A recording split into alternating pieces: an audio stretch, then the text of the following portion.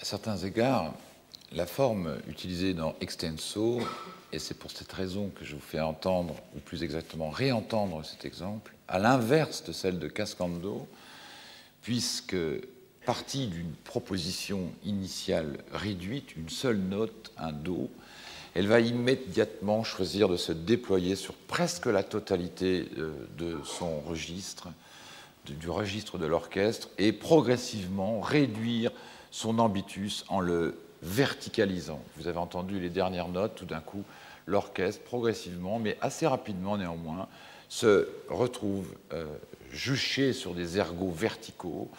On passe ainsi de la ligne masse au rythme bloc. Je vais vous montrer un petit document qui va vous expliquer cela de façon très imagée. Vous voyez, j'ai dessiné ici quelque chose que l'on retrouve pour ceux qui étaient au cours précédent. Cet espace que je n'ai pas oublié néanmoins, mais question d'espace en diagonale pour ceux qui étaient là.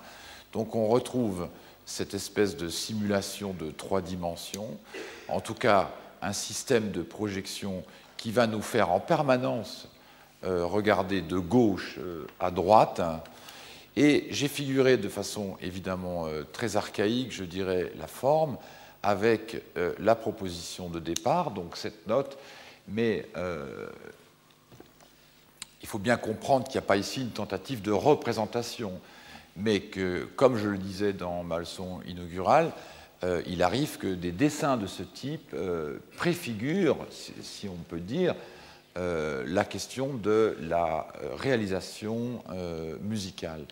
Donc, en fait, vous avez ici une note très simplement décrite qui va se projeter sur un espace courbé, comme ça, qui est exprimé dans l'orchestre par une première intervention du piccolo et qui va progressivement se déployer en volutes concentriques et très très organisées sur les questions harmoniques.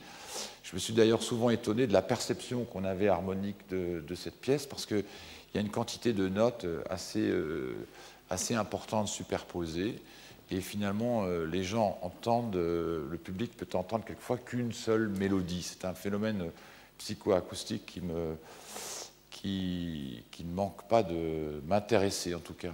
Donc vous avez cette forme très simple qui tout d'un coup monte, souvenez-vous, et qui est soumise donc à des rotations, des courbures de son espace, et qui progressivement, par dégradation, comme j'aime à le dire, mais pas dans le sens, je dirais, dégradant du terme, va se transposer transposer au sens, encore une fois, métaphorique, dans un espace presque opposé.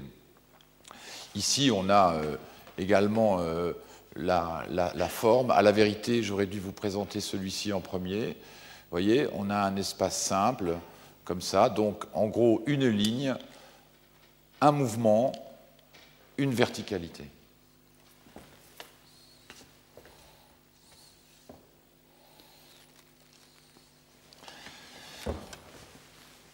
Alors, on va retrouver Cascando.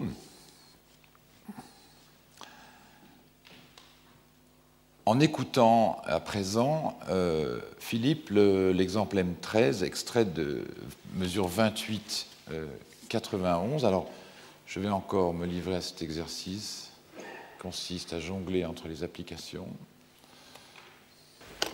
Là, vous allez écouter un exemple. Vous allez un exemple qui reprend, je crois, Philippe, exactement à la jointure de ce que vous avez précédemment écouté. On y va.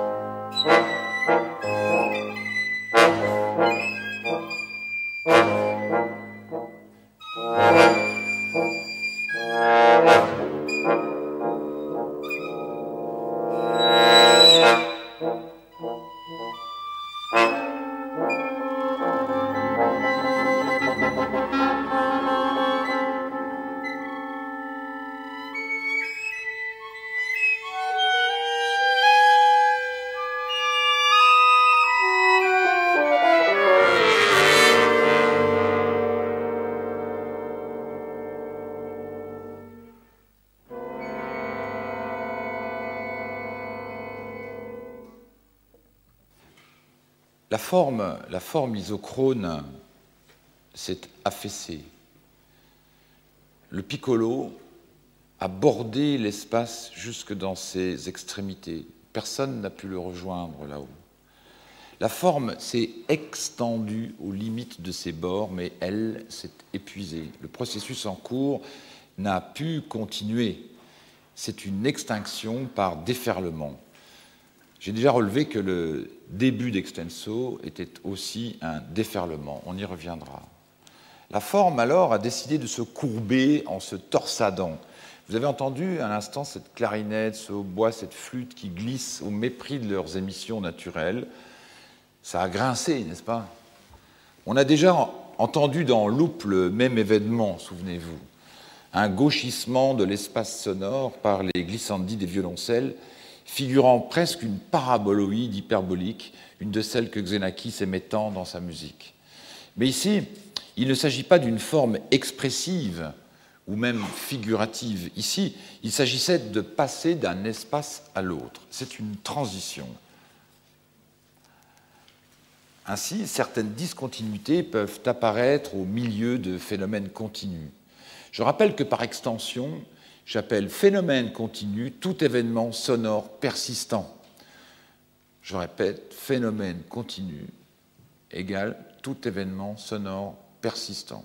Je range donc dans cette catégorie le rythme en double croche qui sous-tend la musique que vous avez entendue jusqu'ici.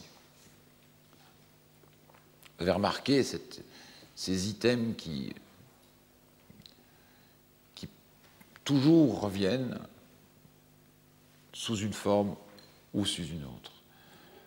La rupture n'est pas nécessairement une rupture ou même une fracture, telle que nous l'entendons usuellement. Je veux dire au sens de la disjonction ou d'une scission. Ce n'est pas une chute ni une dislocation de l'espace, au contraire, mais un autre événement qui va perturber et brouiller le cours de la forme en cours, ou alors lui permettre d'inventer un autre flux. Et cette rupture est souvent un ajustement du flux. La rupture lui permet de se recalibrer, de se repositionner, afin de lui permettre de s'ajuster par courbures successives dans l'espace plus petit qui lui est nécessaire, parce que c'est la seule condition possible pour lui, en quelque sorte à sa survie, dans l'espace plus petit qui est nécessaire à son épanchement. Ainsi, la forme, dans ce que vous venez d'entendre, a tenté de percer une autre voie sur un registre différent et s'est déployée en forme subitement plus agitée. On va cataloguer quelques-unes de ces formes. Progressivement, vers le trombone, qui va se trouver chargé d'une mission, dessiner la forme de courbure idéale, mais inverse à la première intention de la pièce, qui était d'ordre purement rythmique. Et encore, rythmique, si l'on peut dire ça d'un rythme aussi simplement répétitif. Mais c'est encore une fois une métaphore ou une allégorie, peu importe, ou une simple image. Les glissandis du trombone expriment et figurent assez bien cette idée de la courbure de l'espace. Ce n'est qu'une allusion, naturellement, presque l'illusion d'un autre monde. C'est aussi une question de bord entre l'allusion et l'illusion. Ce qui se passe ici n'est, au fond, musicalement, qu'une tentative de chanter dans un contexte assez désapprobateur, vous en conviendrez par ce que vous venez d'entendre. Oui, c'est comme un chant. L'espace mélodique est réduit. Il y a là quelque intonationnisme, comme disait Jacques Amblard dans le séminaire que je lui ai confié le 16 février. Par petits degrés, le trombone a accru, extendu son chant, et puis s'étouffera presque de lui-même. C'est que la compression formelle des formes va devenir trop forte à l'entour, au sens de formel et au sens de la forme, c'est-à-dire de ce qui se déforme. J'insiste, il ne s'agit pas d'une lutte d'intensité sonore. Dans ma leçon inaugurale, j'ai parlé de cette question des formes qui se déforment. Enfin, qu'est-ce que c'est une forme? C'est ce qui se déforme.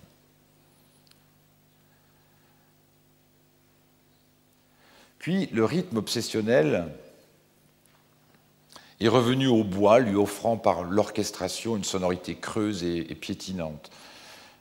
Vous verrez, la flûte, dans un registre difficile, fortissimo, va spasmer le rythme de l'ensemble, également sa propre sonorité, et tout se bloquera. Le mouvement, celui que je me complais faussement à qualifier d'isichrone, s'est bloqué.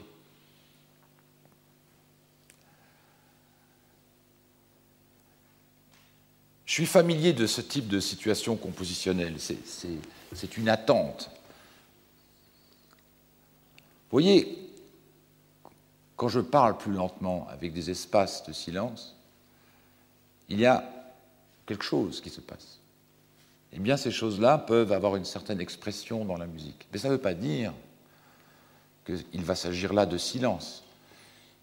Il va s'agir d'exprimer une situation qui peut donner le sentiment d'attente que vous ressentez quand je me bloque moi-même en parlant.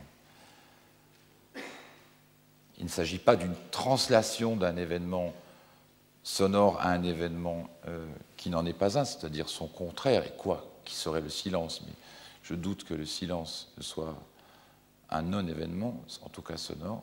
Je vais vous faire entendre pour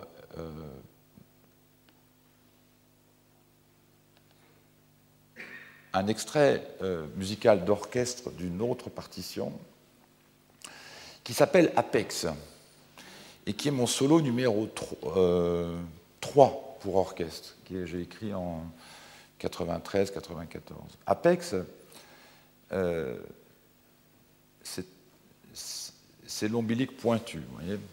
Alors, qu'est-ce que c'est un apex? Un apex, c'est un nom latin qui vient de la Rome, en fait, qui vient de Rome.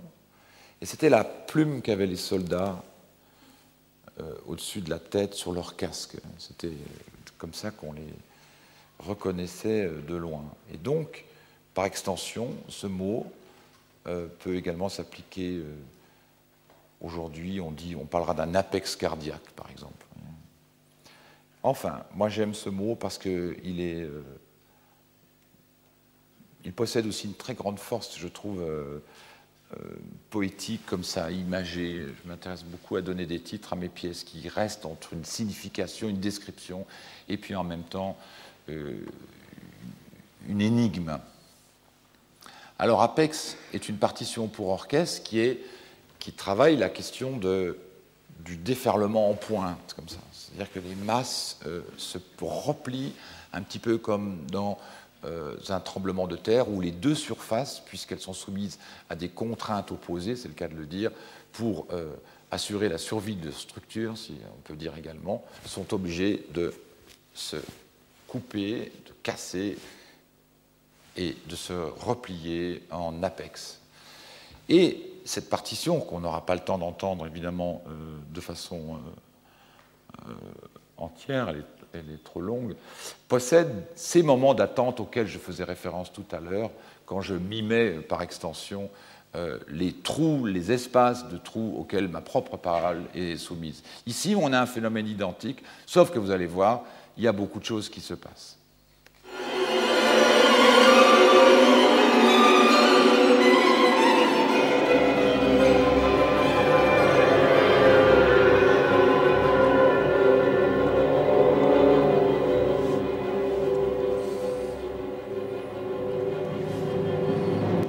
Vous voyez, je l'arrête immédiatement pour vous la faire réentendre. Tout simplement parce que je veux que vous compreniez bien, évidemment vous le comprendrez, mais le processus en fait presque interrogatif auquel se livre la matière.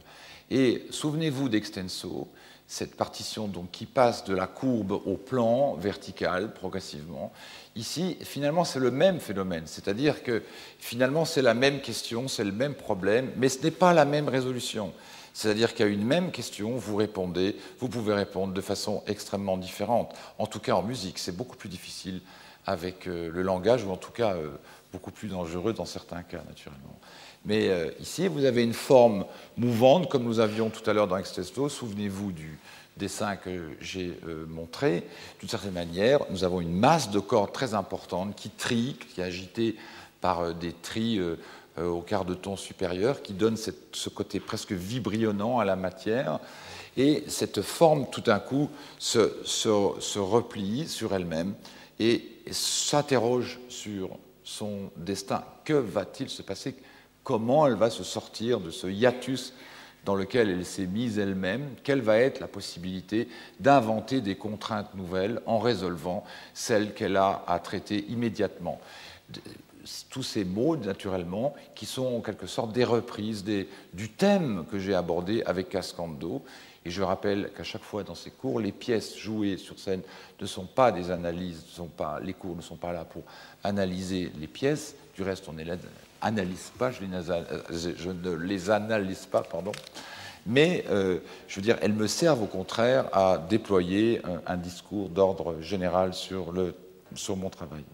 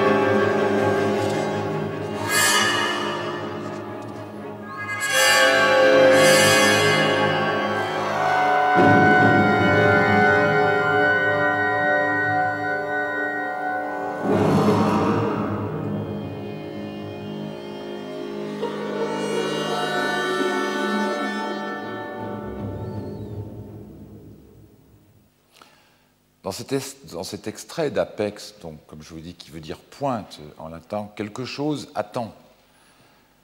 Et le paradoxe, c'est que c'est aussi une forme extrêmement agitée de l'intérieur. C'est peut-être alors une attente pleine de remous et d'anxiété. La matière de l'orchestre semble même se rebeller et se contraindre elle-même à progressivement s'éteindre. Vous avez entendu à la fin le hoquetus général de l'orchestre, comme si le processus ne lui permettait même plus d'envisager les éléments apaisés, les éléments d'une attente apaisée. Alors ça, c'est par, je dirais, débordement, transvasement,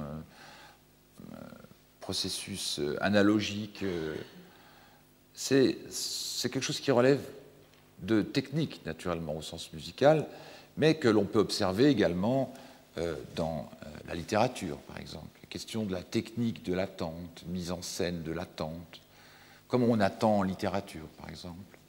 Comment on peut exprimer cette question-là? Et je suis toujours très sensible aux livres qui savent différencier des événements formels de ce type-là. Par exemple, quelqu'un attend à une terrasse de café, vous voyez, et il n'y a personne, ni devant, ni derrière, c'est un village, il n'y a personne, il n'y a pas d'espace.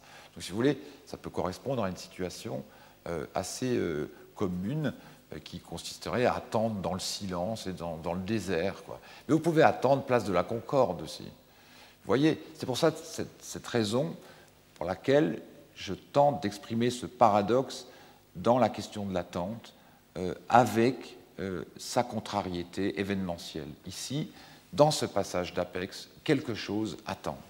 On a évidemment des processus du même genre au cinéma ou en photographie, quand l'image peut donner elle-même ce sentiment du temps qui ne passe plus. Il n'y a plus que l'attente. Mais c'est une autre question encore. Ainsi, dans mon opéra En train de se faire, qui porte le doux titre de Passion, je m'intéresse beaucoup à l'attente, à certains endroits. Mais plus du tout de la même façon. Cette attente-là tend plutôt à dissoudre la dimension temporelle. En quelque sorte, il y a moins de confusion entre l'attente et l'idée que je m'en faisais auparavant. Aujourd'hui, j'attends vraiment, et ça s'entend, ou plutôt, ça s'entendra, parce que là, vraiment, je ne peux rien vous faire entendre.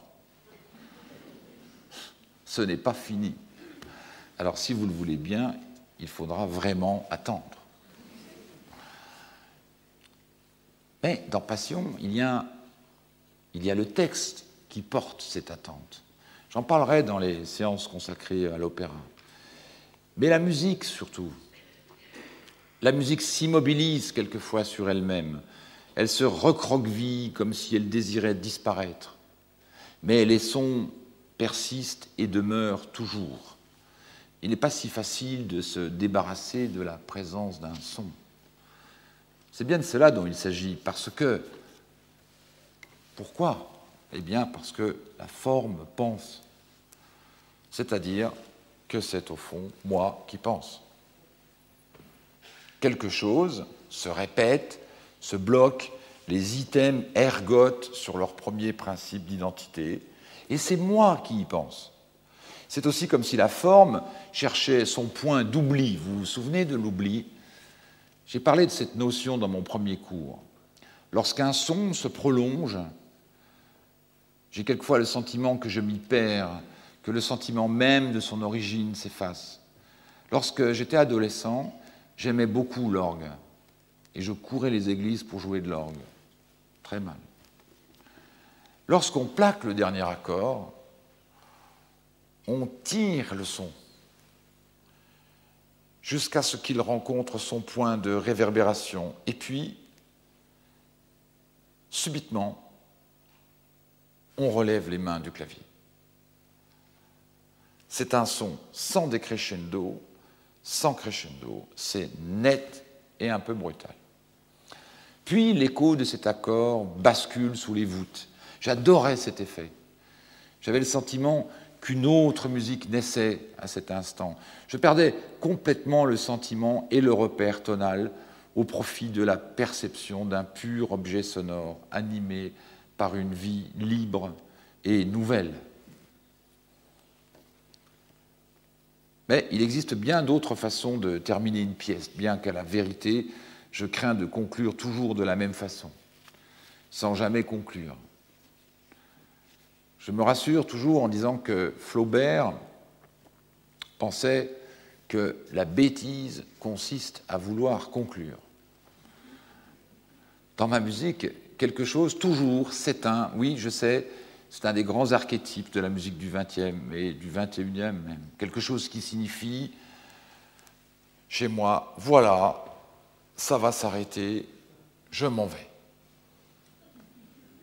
J'ai du reste une pièce qui s'appelle Exeo, qui veut dire en latin « je m'en vais ».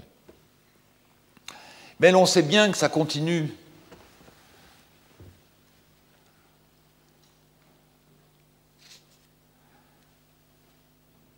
Et nous allons revenir à Cascando avec la fin et jusqu'à la fin, cette fausse fin que vous ne connaissez pas encore. Je voudrais que notre ami piccoliste, le piccolo est un instrument que j'aime énormément, joue à partir de la mesure 70 par exemple, jusqu'à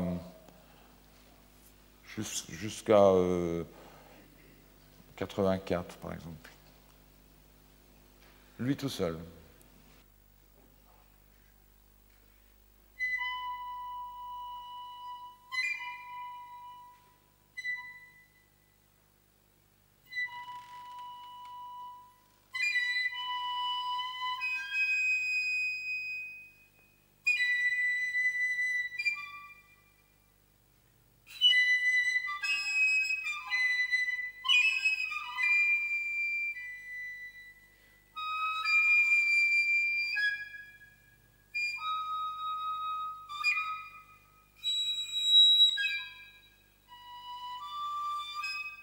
Merci.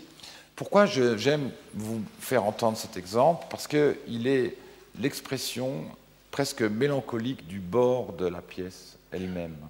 C'est que ce petit chant, par exemple, ne peut pas vous apparaître de cette façon-là quand il est aggloméré à l'ensemble des participants, c'est-à-dire des musiciens qui jouent cet exemple. Nous allons réentendre ce passage, Philippe, jusqu'à la mesure 91, jusqu'à la fin de la mesure 91, pour que quelque part, je puisse vous faire part du processus lui-même.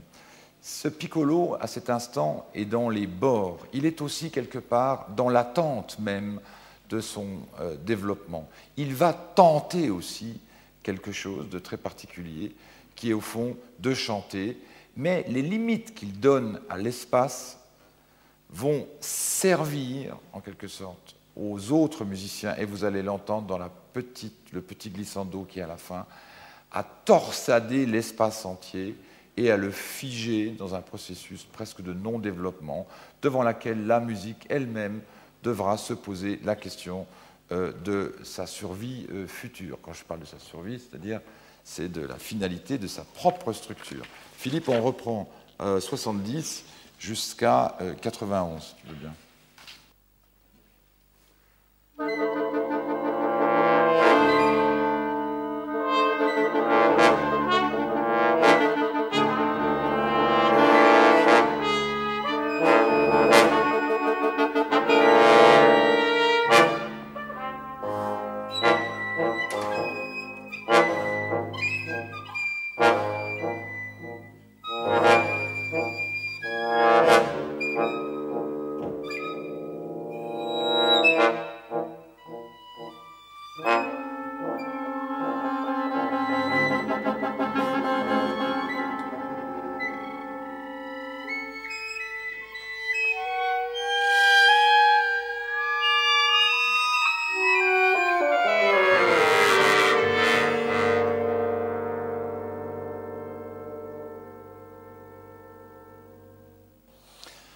Voyez, merci beaucoup, voyez quelque part cette forme.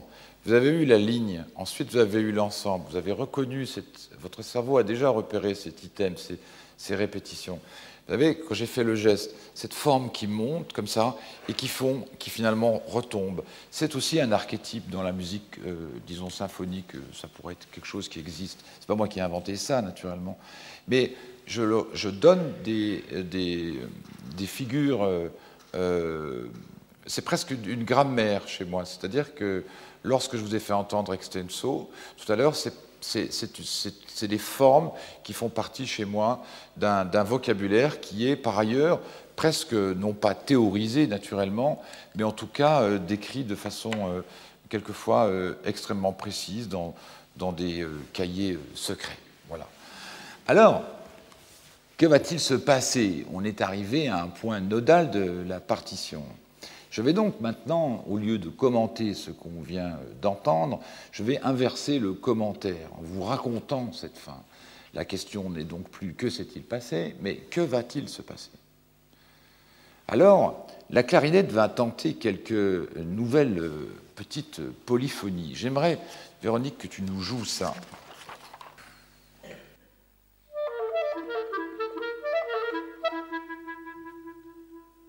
Si vous entendez ce petit chant comme ça, presque populaire. On reviendra sur des questions de cet ordre dans la séance dans 15 jours, je crois, avec Axe. C'est-à-dire que quelque chose là s'exprime qui est aussi un bord de la musique même par son caractère très très stylisé. Est-ce que tu peux nous rejouer ça, Véronique?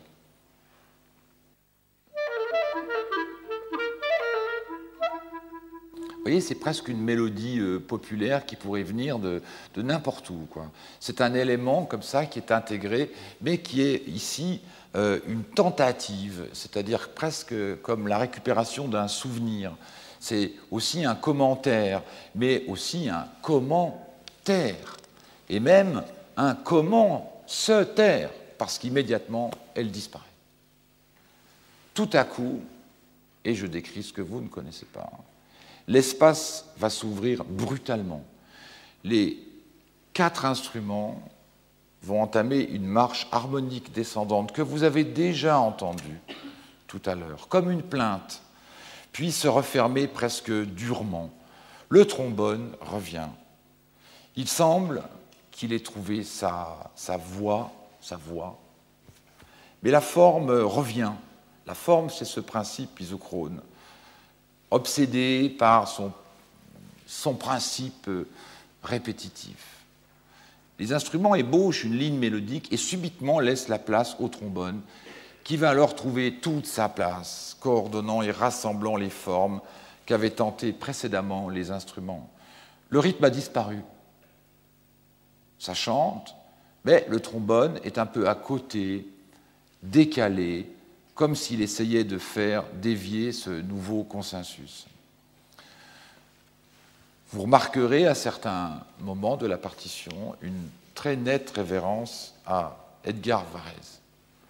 J'en suis parfaitement conscient. La forme se contracte et le rythme revient quelque peu comme un souvenir.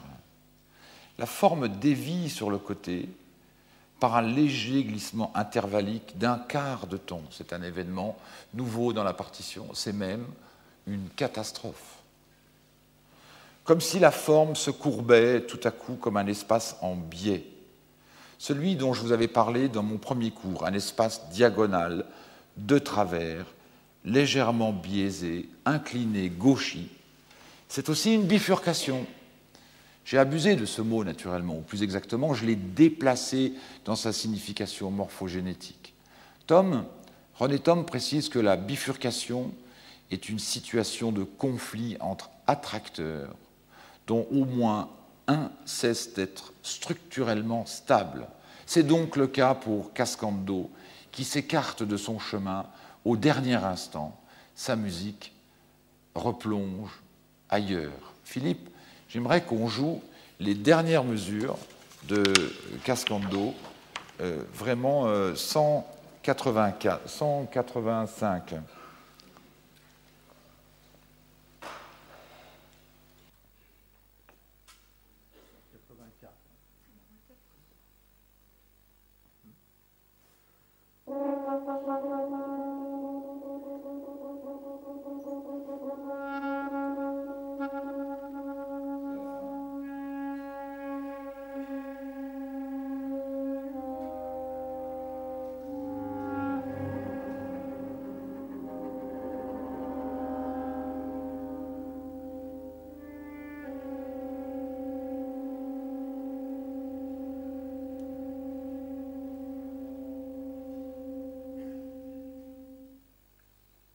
J'ai fait j'ai dérogé à ma propre règle. Vous avez eu la fin, naturellement. Vous avez entendu cet espace, comme ça, un très quart de ton, comme si tout d'un coup, quelque chose se vrillait très très légèrement sur lui-même. Et vous allez entendre la pièce en entier à présent. Mais que s'est-il passé? Cascando s'est élevé, inventant son chemin, courbant à chaque fois le territoire que sa logique du vivant inventait, que sa matière propre annexait bord à bord. Mais là, à la fin, c'est le point de non-retour. Il n'y a plus de bord. René Thom disait, en somme, le bord d'une chose, c'est sa forme. J'oubliais, Cascando est un titre que j'ai emprunté à Samuel Beckett, mais ça, c'est une autre histoire.